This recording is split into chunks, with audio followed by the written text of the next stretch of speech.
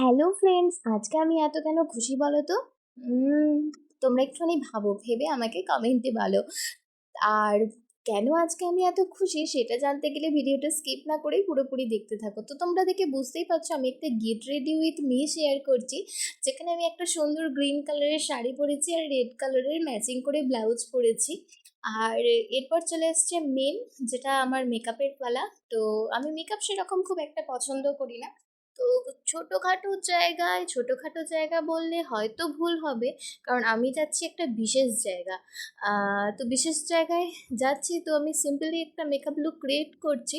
Makeup বলতে একটা হিমালয়ের কেশর ফেস ক্রিম ইউজ করে তারপরে ল্যাকমি 925-এর কম্প্যাক্ট পাউডারটা আমি ইউজ করছি।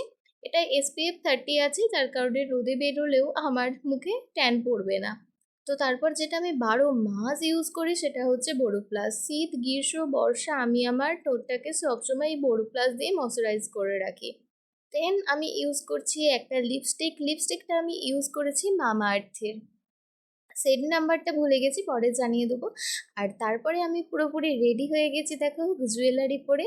আর যে কটা জিনিস পরেছিলাম সবই সোনার জিনিস, কারণ আজকে যাচ্ছি আমি আমাদের কালীতলায় পুজো দিতে আমাদের মায়ের কাছে। এবার বুঝতে পারলে তো কেন বিশেষ বড় জায়গা বলছিলাম? আমি যাচ্ছি আমাদের মায়ের মন্দিরে, আর আমি এখানে চলে এসেছি আর মায়ের পুজোও শুরু হয়ে গেছে। জয় মা কালী লিখতে কেউ